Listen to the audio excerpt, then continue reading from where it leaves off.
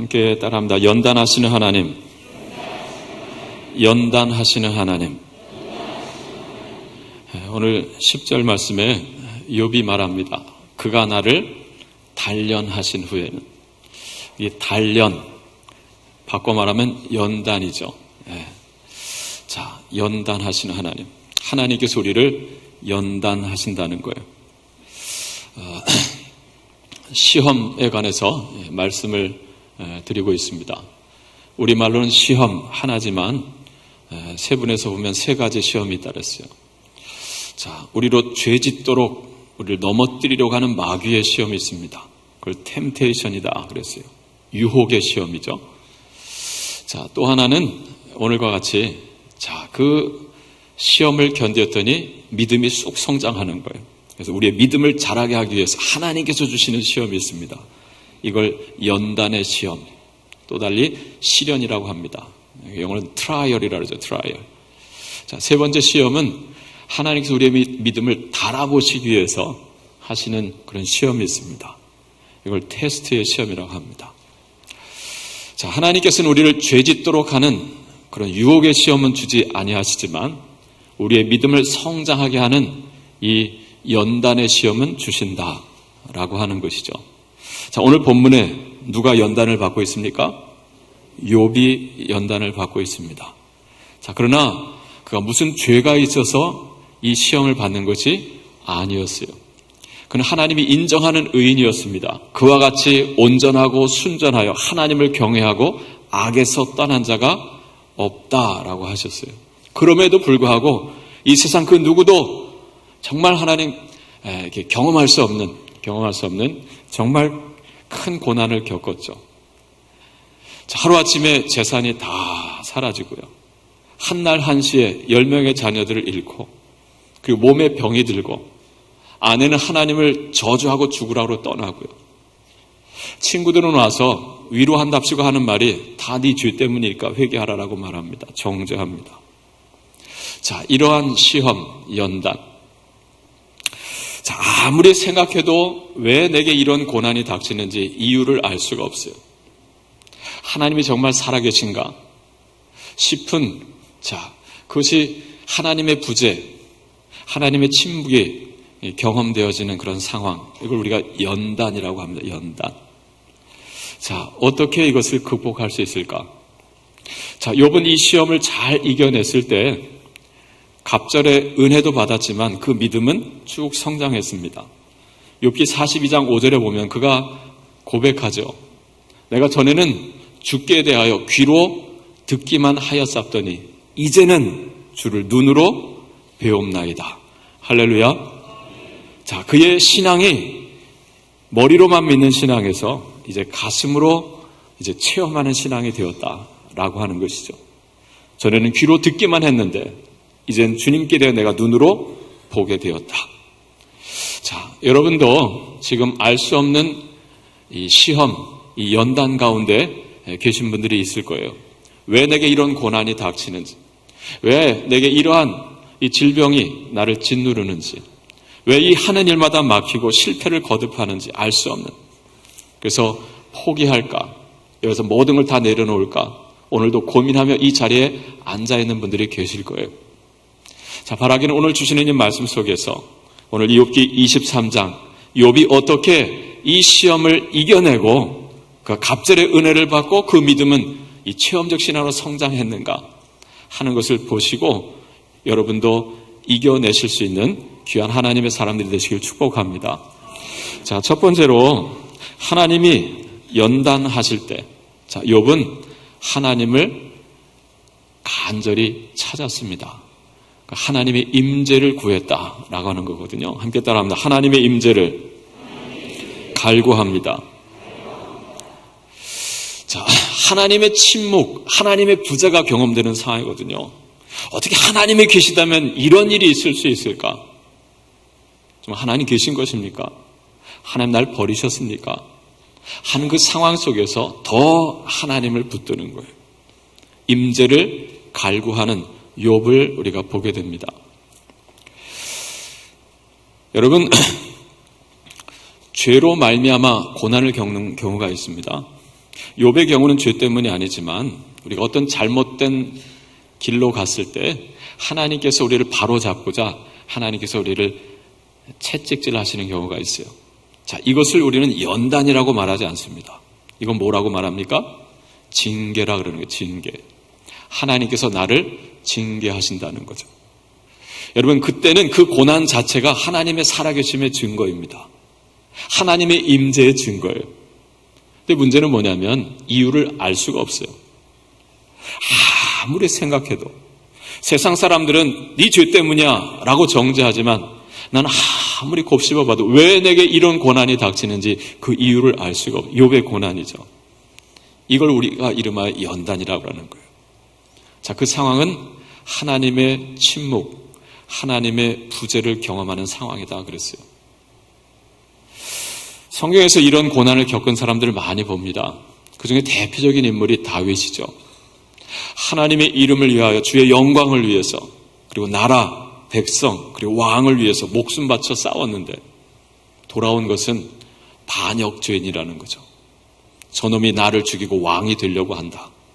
세상의 사울 왕이 나의 장인이기도 하신 그분이 나를 죽이려고 3천의 군사들을 이끌고 전국 방방곡곡을 샅샅이 뒤지며 다닙니다. 자, 그때부터 광야 생활이 시작되는 거죠. 하루 이틀도 아니고 10수년 동안의 이 광야 생활입니다. 그때 여러분 다윗이 고백했던 것이 시편 22편입니다. 시편 22편에 보면 제목이 다윗의 시 그리고 인도자를 따라 아엘렛 샤할에 맞춘 노래 이렇게 되어 있어요. 아엘렛 샤할, 이것은 새벽의 사슴이란 뜻이거든요. 새벽의 사슴. 다윗 자신은 새벽에 물을 찾아 헤매이는 사슴과 같은 존재다. 이런 비유로 이 시편을 기록했어요. 어떻게 시작합니까? 나의 하나님이여 나의 하나님이 어찌하여 나를 버리셨나이까? 어찌 나를 멀리하여 돕지 아니하시오며 내 신음소리를 듣지 아니하십니까? 나의 하나님이여 내가 낮에도 부르짖고 밤에도 잠잠하지 아니하오나 응답하지 아니하시나이다. 내가 그렇게 하나님을 찾고 찾는데도 하나님께서 도무지 말씀하지 않으세요. 응답하지 않으세요. 침묵. 하나님께서 나를 버리셨나? 자, 이러한 의문까지 드는 상황입니다. 새벽의 사슴. 다윗은 계속해서 기도하죠. 나를 멀리하지 마옵소서. 환난이 가까우나 나를 도울 자 없나이다. 나를 멀리하지 마옵소서. 속히 오셔서 나를 도우소서. 여러분, 하나님이 침묵하시고 하나님이 아니 계신 것 같은 상황 속에서 다윗은 하나님 나를 버리셨습니까? 왜 나를 버리셨습니까? 질문을 던지면서요, 하나님을 버리고 세상으로 가는 것이 아니라 더 하나님을 견고하게 붙들었어요. 여러분, 우리가 이유를 알 수 없는 이 연단의 시험 가운데 우리가 걸어야 될 첫 걸음은 뭐냐면 바로 이것입니다. 하나님을 붙드는 거예요. 하나님의 임재를 갈구하는 것입니다. 그가 이 광야 가운데 쓴 또 하나의 시편이 있습니다. 63편이에요. 유대 광야에 있을 때 이런 제목이 붙어있죠. 하나님이여 주는 나의 하나님이시여 주는 나의 하나님이시라. 내가 물이 없어 마르고 곰핏반 땅에서 주를 갈망하나니 내 영혼이 주를 갈망하며 내 육체가 주를 앙모하나이다 그랬어요. 내 전 존재로 내 육체만이 아니라 내 마음, 내 온 영혼이 주님을 간절히 찾는다라고 하는 것이죠. 오늘 본문에서 우리는 이렇게 하나님을 간절히 찾는 욥을 보게 됩니다. 자, 1절, 2절 말씀 우리 같이 함께 읽겠습니다. 1절과 2절입니다. 욥이 대답하여 이르되 오늘도 내게 반항하는 마음과 근심이 있나니 내가 받는 재앙이 탄식보다 무거움이라. 자, 누구의 말입니까? 욥의 말입니다. 그렇게 하나님께서 인정하셨던 그 믿음을 가진 욥, 그의 입에서 나온 말이요. 오늘도 그래요. 오늘도. 무슨 뜻입니까? 이 고난, 이 아픔, 이 고통이 오늘만의 일이 아니고 어제도 있었고 그제도 있었어요. 언제 그칠지 모르는 이 고난. 근데 하나님은 아무런 응답이 없으시고 매일같이 고난이 닥쳐오는데요. 이 고통이 점점 깊어오는데 하나님 말씀하지 않으세요. 자, 그러다 보니까 욥 마음속에 뭐가 일어납니까? 반항하는 마음, 근심이 있나이다 그랬어요. 여러분 상상해 갑니까? 욥의 마음속에서 하나님께 대하여 반항하는 마음이 일어난대요. 여러분 그게 뭘까요? 하나님 도대체 왜 이러시는 것입니까? 하는 거죠. 여러분 그 다음 절 3절 4절 볼까요? 3절 4절 같이 읽겠습니다. 내가 어찌하면 하나님을 발견하고 그의 처소에 나아가랴. 어찌하면 그 앞에서 내가 호소하며 변론한 말을 내 입에 채우고 5절이요 내게 대답하시는 말씀을 내가 알며 내게 이루시는 것을 내가 깨달으랴. 나의 탄식이 내가 받는 재앙보다 나의 받는 재앙이 나의 탄식보다 무거움이라 그랬어요. 무슨 뜻입니까? 내가 너무 힘들어서 한숨을 쉬고 탄식하고 신음을 소리를 내지만 내가 받는 재앙에 비하면 이건 너무 작다라고. 그만큼 표현할 수 없는 고난을 지금 겪고 있다는 거거든요. 자, 그 상황 속에서 하는 말이요. 내가 어찌하면 하나님을 발견하고 그의 처소에 나아가랴 그래요. 하나님을 만나를 갈구하는 모습이죠. 하나님 좀 말씀 좀 해보시죠. 어디 계십니까? 라고 하는 거예요. 자, 왜 하나님을 찾습니까? 왜 내게 이러한 고난이 닥쳤는지 그 이유를 좀 알고 싶다는 거죠. 하나님 저와 좀 변론 좀 하시죠. 하고 하나님 앞에 구하는 거예요. 여러분 이어지는 8절 9절 말씀 보세요. 그런데 내가 앞으로 가도 그가 아니 계시고 뒤로 가도 보이지 아니하며. 하나님을 찾기 위해서 이리저리 움직이며 몸부림치는 모습 보이잖아요. 앞으로 가면 계실까 뒤로 가면 계실까 하는데 보이지 아니하신다. 그가 왼쪽에서 일하시나 내가 만날 수 없고 그가 오른쪽으로 돌이키시나 배울 수 없구나. 분명히 하나님께서 계시고 하나님께서 일하시는데 그 하나님을 좀 만나서 좀 말씀 좀 하려고 하는데 하나님이 침묵하시는 거예요. 자, 그러다 보니까 입에서 나오는 말이 무엇입니까? 어찌하여죠, 어찌하여. 우리말로는 왜라고 한 질문입니다. 여러분이 정말 숱한 고난 가운데 던졌던 질문입니다. 왜 하나님 이러시는 것입니까? 우리가 지난 15년 교회적으로 고통을 겪으면서 우리가 숱하게 던졌던 질문입니다. 하나님 어찌하여 우리에게 이런 아픔이, 이런 고난이. 저 은행나무 잎이 한번 피면 끝나겠건 했지만 수없이 피고 지는데도 우리는 그 이유를 알 수 없는 이 고난의 터널을 지나왔습니다. 자, 그럼에도 불구하고 우리는 끊임없이 하나님께 이 질문을 던졌어요. 하나님 어찌하여 왜 내게 이러시는 것입니까? 다윗처럼 하나님 나를 버리셨습니까? 여러분 예수님도 십자가 위에서 다윗이 탄식하며 고백했던 그 시편 22편 1절 말씀을 가지고 주님도 탄식하셨죠. 엘리 엘리 라마 사박다니. 나의 하나님 어찌하여 나를 버리셨나이까. 하나님께 버림받은 것 같은 느낌이 드는 상황. 그게 연단의 시험이죠. 자, 그때 대부분의 사람들은요, 아유 하나님 안 계시네, 하나님 없네 하고 하나님을 버리고 세상으로 갑니다. 자, 그런데 연단의 시험을 이기는 자는 그 상황 가운데서 그 질문을 던지면서 뒤로 물러서는 것이 아니라 하나님께로 더 가까이 나아가는 거예요. 내가 앞으로 가도 주님이 보이지 않고 뒤로 가도 주님이 보이지 않고 분명히 왼쪽에 계셔서 일하시는 내가 가서 볼 수 없고 뒤로 돌이키시는 것 같아서 가보면 거기 또 계시지 않는, 그럼에도 불구하고 하나님 어찌하여를 외치며 주님께 나아갑니다. 그럼 체리 힐이라고 하는 미국의 중보 사역자인데요. 그분이 이런 책을 썼습니다. Waiting on God. 하나님을 기다린다. The ways of God. 하나님의 길. 우리말로는 기다려 이런 제목으로 번역이 됐는데요. 이 고난의 장소, 광야. 자, 이곳은 바로 기다림의 장소다라고 하는 거예요. 누구를 기다릴까요? 하나님을 기다리는. 근데 그 하나님을 기다릴 때 우리 안에 끊임없이 의문이 든다 그래요. 하나님 살아계실까? 하나님 나를 버리신 건 아닐까? 하나님이 정말 나를 사랑하시는 건 맞나? 이 의문이 드는 것은 자연스러운 일이다 그럽니다. 그 의문을 가지고 하나님 앞에 더 가까이 나아가라 그래요. 그때 마침내 하나님을 만날 수 있다라고 하는 것입니다. 할렐루야. 연단의 시험을 겪을 때 우리가 행해야 될 첫 걸음은 바로 이것입니다. 하나님의 임재를 갈구하는 기도입니다. 자, 두 번째는 하나님의 말씀을 갈구하는 거예요. 함께 따라합니다. 하나님의 말씀을 갈구합니다. 하나님의 임재를 구하고요. 그리고 하나님의 말씀을 구하는 거예요. 여러분, 시험이란 마치 뭐와 같으냐면요. 깊은 숲속에 들어가서 길을 잃어먹는 것과 똑같아요. 자, 길을 잃었을 때 우리가 찾아야 될 것이 있습니다. 그게 뭐냐면 지도라고 하는 거죠.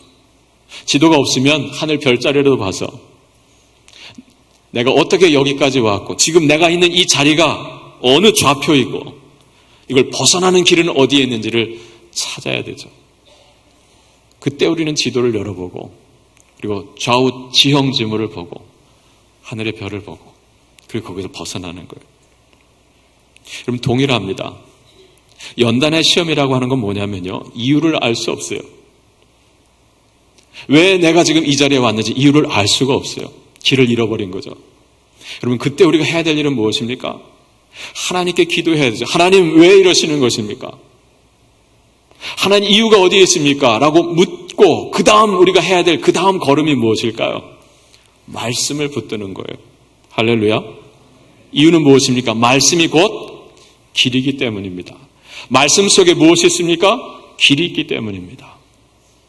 그래서 고난이 깊어지면 깊어질수록 하나님의 말씀을 더 강하게 붙드는 거예요. 시편 119편 71절 72절에 보면 시인이 이런 고백을 하죠. 고난 당한 것이 내게 유익이라. 이로 말미암아 내가 주의 율례들을 배우게 되었나이다. 주의 입의 말씀이 천천 금은보다 승하니이다 그랬어요. 이 사람에게 고난이 닥쳤죠. 이유를 알 수 없는 고난입니다. 그 고난 가운데 이 시인은 하나님의 말씀을 붙듭니다. 그리고 마침내 그 말씀의 맛을 경험하는 거죠. 주의 율례들을 내가 이로 말미암아 배우게 되었나이다. 그리고 그 말씀의 가치를 말합니다. 천천 금은보다 승하니이다 그랬어요. 여러분, 어떻게 우리가 이 고난을 이겨낼 수 있을까요? 하나님의 임재를 구하고 그 하나님의 입에서 나오는 말씀을 붙드는 거예요.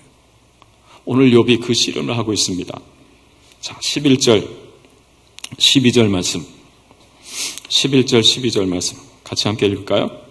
내 말이 그의 걸음을 다시. 죄송합니다. 내 말이 아니고 내 발입니다. 발이. 시력이 안 좋네. 자, 다시 읽겠습니다.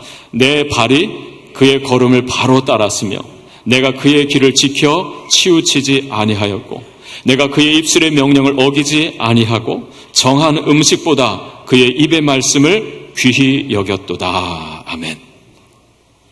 내 발이 누구의 발입니까? 고난 중에는 욥, 나의 발이죠.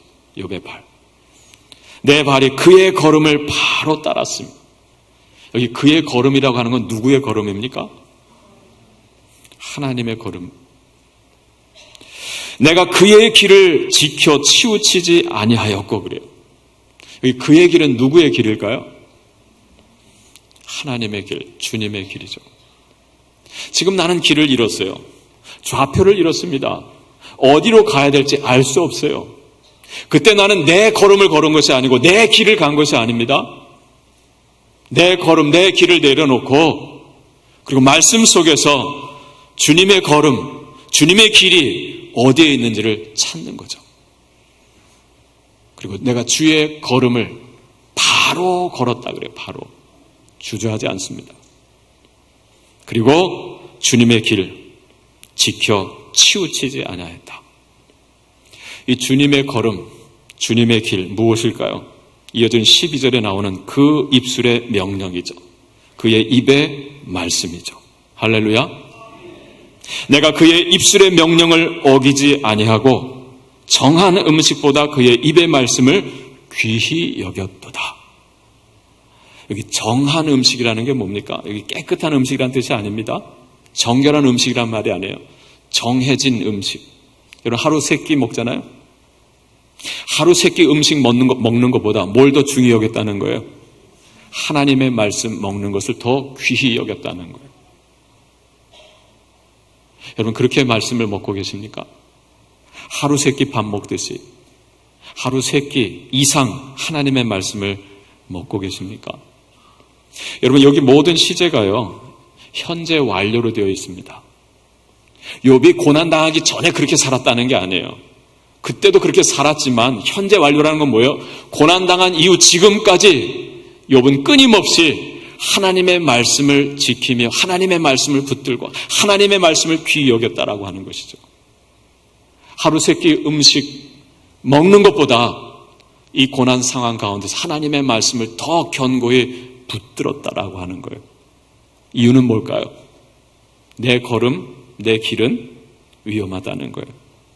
그걸 내려놓고 주님의 걸음, 주님의 길을 붙드는 거예요. 할렐루야. 우리 교우 중에 작년에 등록하신 분인데요. 한 15년 전쯤에 북한을 탈출해 나오셨어요.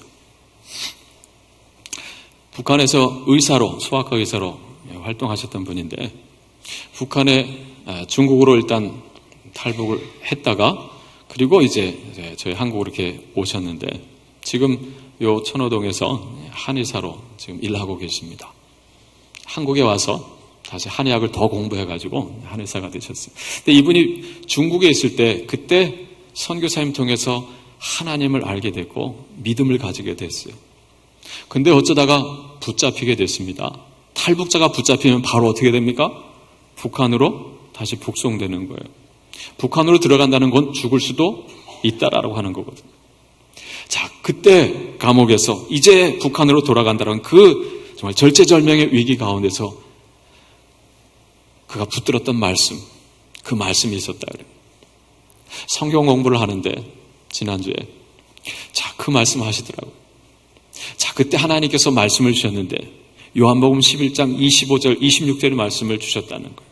예수께서 이르시되 내가 곧 부활이요 생명이니 나를 믿는 자는 죽어도 살겠고 무릇 살아서 나를 믿는 자는 영원히 죽지 아니하리라. 할렐루야.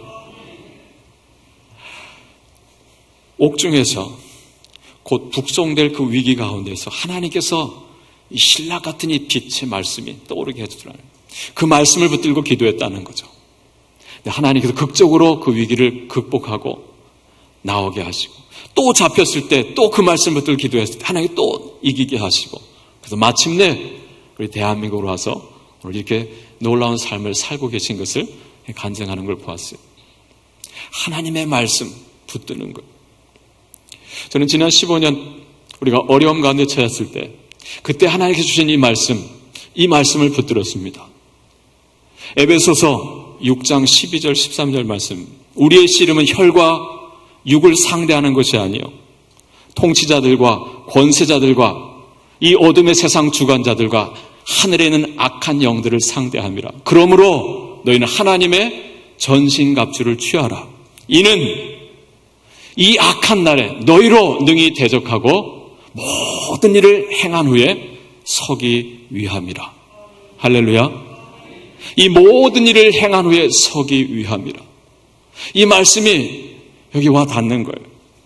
얼마나 많이 우리가 아프고 또 아프고 또 짓밟히고 깨지고 망가지고 했습니까? 자, 그런데 모든 일을 행한 후에 서기 위함이라. 여러분, 권투시합을 보면 팍 맞아서 쓰러집니다. 이걸 다운이라고 그러잖아요. 우리 인생에 수많은 다운을 당할 수 있어요. 고난 앞에서 펀치 하나 여러분 쓰러져서 정신이 쓰러질 수도 있어요. 실패를 반복할 수도 있습니다. 자, 그러나 여러분 기억하시오. 모든 일을 행한 후에 서기 위함이라. 우리의 씨름은 사람에게 대한 게 아니라는 거예요. 이 세상의 어둠의 영, 악한 영들을 상대하는 것이다라고 하는 것이죠. 자, 우리가 이 모든 씨름을 다 끝낸 뒤에 그 과정 속에서는 수도 없이 쓰러질 수도 있고 다운당할 수도 있고 실패할 수도 있어요. 그러나 마지막 끝까지 서 있는 자, 그가 승리하는 자다라고 하는 것이죠. 할렐루야. 이 모든 일을 행한 후에 서기 위함이라. 그 말씀을 붙들었어요. 사랑하는 성도 여러분, 이유를 알 수 없는 고난의 상황 가운데서 하나님의 임재를 구하시고, 그리고 어디로 가야 할지를 모르는 상황 속에서 내 걸음을 걷지 마시고 내 길을 가지 마시고 주님의 걸음이 어디에 있는지, 주님의 길이 어디에 있는지 말씀을 찾으시길 바랍니다. 이것이 우리가 이 고난을 이겨낼 수 있는 두 번째 걸음입니다. 자, 세 번째는 뭘까요? 그건 하나님의 섭리를 신뢰하는 것입니다. 할렐루야. 함께 따라합니다. 하나님의 섭리를 신뢰합니다. 이게 섭리, 우리가 잘 쓰지 않는 말인데요. 섭리. 섭은 무슨 섭자냐면 당길 섭자입니다. 당길 섭. 리는 이치리자입니다. 이치리. 자, 섭리 사전을 보니까 이렇게 풀어놨습니다. 세상의 모든 일을 다스리시는 하나님의 뜻이다. 여러분, 우리가 만나는 이 세상의 모든 크고 작은 일들, 그 모든 일들 누가 주관하신다는 거예요? 하나님이 하신다는 거예요. 근데 하나님이 생각 없이 마구 하시는 것이 아니라 거기엔 반드시 뭐가 있다는 거예요? 뜻이 있다는 거예요. 뜻. 그걸 섭리라고 한다는 거예요. 이 섭자 보니까 참 재밌는 것이요. 손수변에 귀 이자가 3개가 있어요. 참 재밌죠? 하나님의 귀는 한 3개쯤 되시나 봐요. 우린 보통 2개잖아요. 하나님은 정말 섬세하게 들으신다는 거예요. 여러분의 신음소리를 들으세요. 그리고 그 손을 쓰셔서 일하신다는 거죠. 할렐루야. 이게 섭, 당길 섭 또는 지킬 섭 또는 굳게 유지한다, 이런 뜻이거든요. 하나님께서 여러분이 하나님의 임재를 구하며 기도하고 주의 말씀을 붙들고 순종하며 나아갈 때 하나님께서 여러분의 기도 소리를 들으시고 그 손으로 움직이신다는 거예요. 일하신다는 거죠. 근데 거기에는 뜻이 있다는 거예요. 뜻. 그게 섭리다. 그 하나님의 섭리를 신뢰하는 그 믿음이 이유를 알 수 없는 고난의 상황 가운데서 그것을 이길 수 있는 힘이 되어준다라고 하는 것이죠. 무엇입니까? 나는 알지 못하지만 그러나 하나님, 그분은 나를 향하신 최고의 선을 가지고 계신다라고 하는 믿음입니다. 할렐루야. 나는 알지 못하나 그분은 나를 향해서 또한 우리를 위해서 최고의 선을 가지고 계시다, 이 믿음입니다. 여러분, 이사야서 55장 8절 9절에 주님께서 말씀하셨죠. 이는 내 생각은 너희의 생각과 다르고 내 길은 너희의 길과 다름이니라. 여호와의 말씀이니라. 이는 하늘이 땅에서 높음같이 내 길은 너희의 길보다 높으며 내 생각은 너희의 생각보다 높음이니라 그러셨어요. 여러분, 이 하나님의 말씀에 대한 믿음이 있다고 한다면 알 수 없는 고난의 상황을 이겨낼 수 있는 힘이 생길 거예요. 사도 바울도 놀라운 고백을 했죠. 로마서 8장 28절 말씀. 우리가 알거니와 하나님을 사랑하는 자 곧 그의 뜻대로 부르심을 입은 자들에게는 모든 것이 합력하여 선을 이루느니라. 할렐루야. 우리가 알거니와 곧 바울의 신앙 고백입니다. 무엇입니까? 모든 것이 합력하여. 이 모든 것 안에는요, 여러분의 실패도 담겨 있다는 거예요. 나의 반복되는 그 실패까지도 주님은 사용하셔서 나를 향하신 당신의 선을 이루시는 하나님이다라고 하는 거예요. 중요한 건 뭐겠어요? 내가 하나님을 사랑하느냐는 거죠. 하나님을 사랑하는 자, 곧 그의 뜻대로 부르심을 입은 자들에게는 이 모든 것을 합력해서 선을 이루시는 하나님이다, 이 믿음. 바울은 빌립보 교회에 또 이런 말씀을 하죠. 빌립보서 1장 6절 말씀에 너희 안에 착한 일을 시작하시니가 그리스도 예수의 날까지 이루실 줄을 내가 확신하노라. 할렐루야. 하나님께서 내 안에 이루신 일, 나는 도무지 알 수 없어요. 왜 이런 일을 하나님 행하시는지. 이 말씀을 하는 바울이 지금 감옥에 갇혀 있잖아요.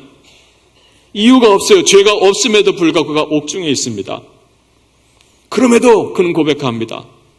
너희 안에 착한 일을 시작하시니. 하나님이 내 안에 착한 일을 시작하셨다는 거예요.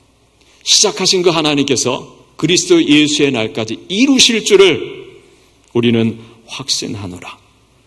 할렐루야.